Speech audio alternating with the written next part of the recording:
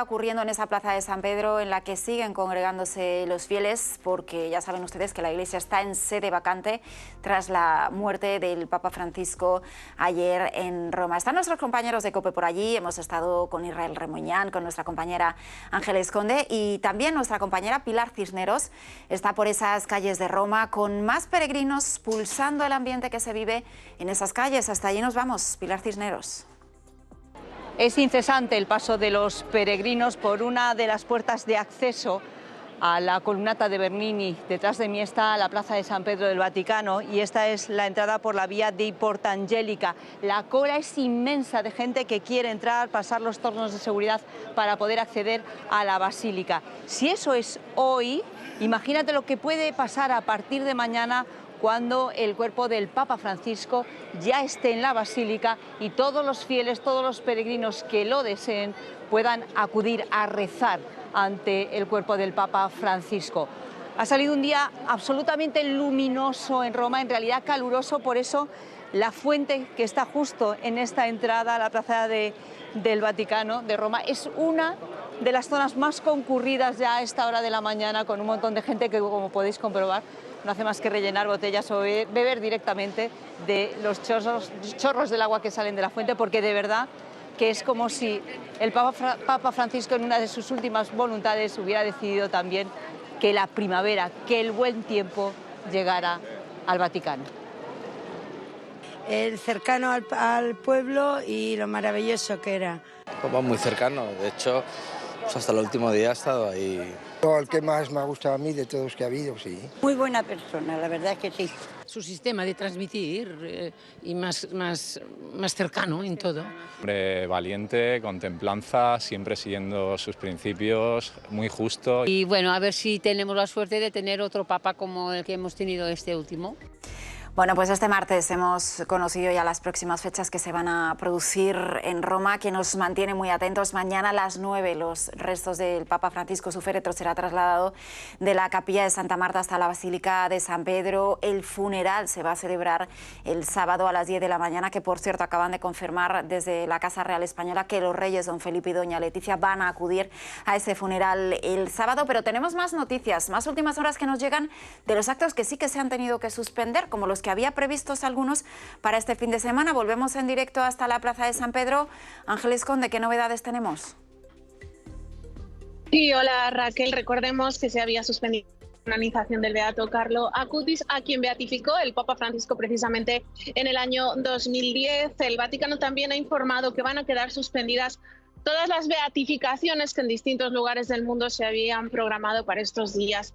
Si bien las beatificaciones no requieren, en virtud de aquella modificación que hizo Benedicto XVI de la presencia del pontífice, se hacen en cada una de las iglesias locales y suele acudir a ellas para presidirlas el prefecto del dicasterio para las causas de los santos. Pero bueno, otro momento de pausa, digamos, de impasse hasta que haya un nuevo pontífice, se hayan celebrado ya los funerales del Papa Francisco, las congregaciones generales con los cardenales que han empezado esta mañana para decidir estas fechas de los ritos que ahora nos quedan en Roma y hasta que por supuesto haya el cónclave. Por tanto, queda suspendida cualquier beatificación que hubiera en programa, aunque no fuera aquí precisamente en Italia. También te quería comentar, Raquel, de un texto que hemos conocido hoy del Papa Francisco, que lo escribió el 7 de febrero, un prólogo para un libro del arzobispo emérito de Milán, el cardenal Angelo Scola, que curiosamente fue uno de sus principales, pongamos comillas, rivales en el conclave del año 2013. Aquí es famoso, por ejemplo, en Italia, pues un error de bulto que cometió la Conferencia Episcopal Italiana, que tenía ya preparada la nota de prensa felicitando en 2013 al futuro Papa. Solo había que poner el nombre del futuro Papa, pero ellos ya habían escrito Angelo Scola. Es una anécdota muy famosa que comentamos siempre aquí los vaticanistas. Pues bien, como te digo, el Papa Francisco había escrito en febrero el prólogo para este libro del cardenal Scola, que habla sobre la vejez y tiene realmente unos pasajes preciosos y una frase que quizá ahora cobra mucho más sentido una vez que el Papa Francisco ha vuelto a la casa del Padre. Repetimos que la escribió en febrero, y es que la muerte no es el final, sino un nuevo comienzo. Gracias, Ángeles. Vamos a analizar esa frase que, como dices, ahora cobra ese especial sentido y en unos minutitos volvemos contigo. La muerte no es al final, es solo principio. Es muy bonito, ¿no? Morir es solo morir, morir se acaba, que decía Martín Descalzo. Sí. Y ahora cobra un nuevo significado, ¿no? Es realmente... todo el pontificado del Papa Francisco ha estado muy marcado por los símbolos. Y a mí me llama muchísimo la atención hasta qué punto los símbolos, está siendo simbólico, quiero decir, algunos de los últimos gestos que estamos conociendo del Papa. Antes hablaba del mensaje Urbi et Orbi, es decir, de esa bendición final en el mismo lugar en el que se presentó por primera vez al mundo para bendecirlo, del último mensaje, todo el simbolismo que tiene también las fotografías que estábamos viendo antes. Y ahora el hecho de que el último texto que conocemos, que es uno que ya había preparado, es sobre la vejez, refiriéndose a la muerte, cómo la muerte es un tránsito de la persona con la que efectivamente no se llevaba mal, pero tuvo esa disputa en cuanto a número de votos para ver quién iba a ser el sucesor en ese momento de Benedicto XVI, que todavía no había fallecido, sino que había renunciado, que era el cardenal Angelo Scola. Resulta muy llamativo, ¿no? Antes escuchábamos a los fieles, a la gente cotidiana por la calle, ¿no? En este trabajo tan bueno que habéis hecho, preguntándole qué piensa la gente corriente del Papa Francisco. A mí me llama muchísimo la atención dos cosas. Una, cómo en Roma ayer se llevaban las flores que estaban en los estrados digamos en las escalinatas de San Pedro después de la misa del Domingo de Ramos, que es una tradición también que nosotros entendemos muy bien. Cuando uno fallece y las coronas a los difuntos se llevan y luego no se echan a la tumba, la gente se lleva, ¿no? Es muy frecuente que nos llevemos las flores para tener un pequeño ramo como un último recuerdo. Ayer la gente se llevaba las flores de esa gran corona de flores para el Papa Francisco que había sido, o que resultó ser, las que estaban dispuestas en la plaza de San Pedro. Y después cómo estamos viendo imágenes del mundo entero, de personas normales, corrientes, que en la India, en Tierra Santa, en España, en Italia, en África, en infinidad de lugares, acuden a rezar por el Papa Francisco. Es decir, mientras los expertos, los periodistas, los vaticanólogos andamos en las televisiones, en los medios de comunicación, hablando, analizando, tal, el pueblo fiel, ese al que tanto quería y respetaba el Papa Francisco, ese sensus fidei del que tantas veces hablaba como voz del Espíritu Santo, así lo refería el Papa Francisco, lo que ha hecho es entender lo esencial. Ahora lo que toca es rezar por el alma del Papa. Lo que toca es rezar por el futuro de la Iglesia. Lo que toca es poner a la Iglesia y a quien ha sido hasta este momento el timonel, digamos, de la barca de Pedro, en manos de Dios, ¿no? Sin canonizaciones express, sin tal, simplemente reconociendo, es decir, bueno, el propio Papa que decía de sí mismo que era un pecador, ¿no? Es decir, yo soy un pecador, como tantas veces dijo, pues nosotros le pedimos a Dios que le perdone, que se acerque rápidamente. Además, siempre ha sido un Papa humilde en ese sencillo, porque siempre decía, rezad por mí. O sea, ha sido de los papas donde ha marcado siempre el que él vivía de la comunión de todos los cristianos, ¿no? Es decir, oye, acuérdense ustedes de mí, que en ese sentido, y siempre lo pedía, ¿no? Con ese sentido también de humildad, sencillez que tenía. Por eso son esos gestos muy simbólicos que decías, muy propios de un papa, en el cual para él el contacto con la gente, porque si te das cuenta, todo el mundo que comentaba en ese reportaje que habéis hecho es el concepto de cercanía. O sea, para la gente lo han sentido cerca, próximo, cuando antiguamente el papa era como algo... bueno, no sé, yo me acuerdo de la silla gestatoria y todas esas cosas que había. En cambio, este era un papa muy sencillo, muy cercano, y como decís, este sentido. Y por lo tanto, pues en estos símbolos que era su forma de ser. Y no hay que olvidar nunca también su impronta, y quiero decirlo aquí, su impronta jesuita. O sea, no hay que olvidarlo nunca. No, también es un hombre que él ha vivido una experiencia de vida de fe, pertenecía a una congregación en este sentido, y también ha sido marcado un poco en ese sentido de dónde estaba, de dónde provenía y cuál era su formación, ¿no? Y sobre todo también su espíritu propio que tenía en este sentido. Y por lo tanto, todo esto ha sido una mezcolanza, una situación que ha servido para dar un sentido a la Iglesia que estamos viviendo en este momento de dificultades, de no entendimientos internos, externos y estas cosas, pero ha sido el Papa propicio para el momento actual que tenemos. Dentro de esta programación especial que les estamos ofreciendo y con la que vamos a continuar toda la semana, seguimos recabando opiniones, reacciones tras la muerte del Papa Francisco. Ayer hablábamos con Monseñor César García Magán, que estaba con nosotros en el Cascabel, y él contaba que le cogió la noticia totalmente por sorpresa, pero también destacaba el papel de Francisco, sobre todo con los migrantes. Pues totalmente de sorpresa, primero porque ayer le vimos que aunque hizo un esfuerzo que se le notaba grande, pero bueno, pues quiso estar ahí presente y tiene también ese signo de ser como ese último testamento espiritual que nos ha dejado el Papa Francisco de Feliz Pascua, con lo que implica, ¿no?, la celebración de la resurrección.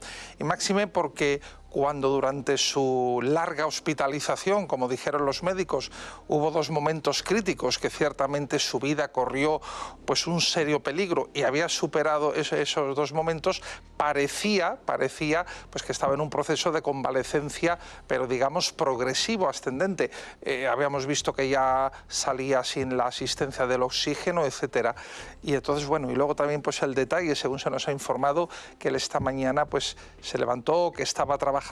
Entonces, bueno, pues podemos decir que ha fallecido con la mano en el arado, con las manos en el timón de la Iglesia y hasta el último suspiro. España estaba en su corazón, las iglesias de España estaban en su corazón y los emigrantes, no digamos, estaban en su corazón porque él ha hecho realidad lo que dice Jesús en el Evangelio.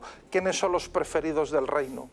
Los pobres, los marginados, la pobreza en sentido amplio, la marginación en sentido amplio, eran los preferidos de Jesús y han sido ciertamente los preferidos del Papa. Yo creo que este pontificado, en mi humilde opinión, creo que ha sido un pontificado de palabras y de gestos,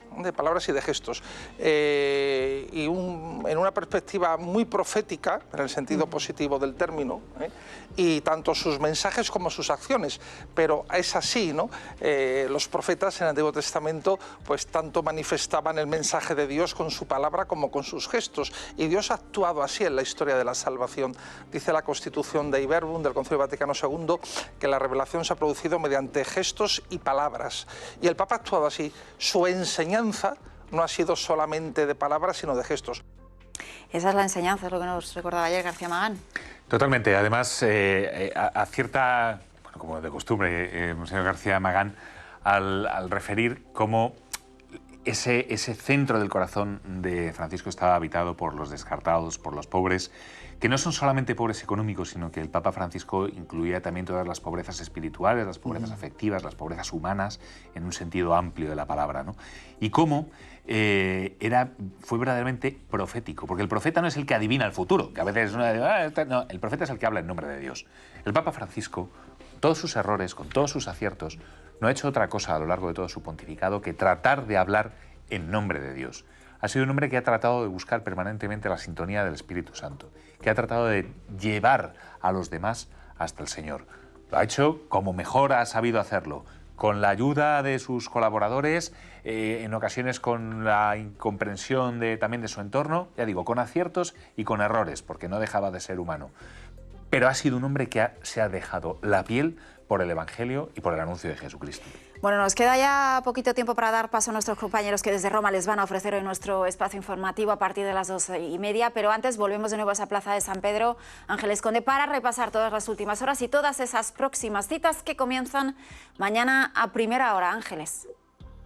Plaza de San Pedro, Raquel, súper blindada, por cierto, va a haber una no-fly zone, es decir, se va a cerrar el espacio aéreo en las próximas horas también para, bueno, pues recibir a todos los dignatarios del mundo que van a asistir el sábado 26 a las 10 de la mañana al funeral del Papa Francisco. Recordemos, confirmados Donald Trump y su esposa, Emmanuel Macron, en fin, una cantidad ingente de mandatarios, la Casa Real Española, por supuesto las máximas autoridades italianas, pero hasta ese sábado, ¿qué tenemos? ¿Qué nos queda? ¿En qué estamos ahora? El Papa Francisco está siendo velado en Casa Santa Marta, en esa capilla en la que tantas veces le vimos celebrar misa, en esas catequesis diarias que nos ofrecía para todo el mundo. Va a ser velado ahí hasta mañana por la mañana a las 9, comenzará en la plaza de San Pedro esta exposición pública para que los fieles de todo el mundo podamos darle el último adiós a quien ha sido el sucesor número 266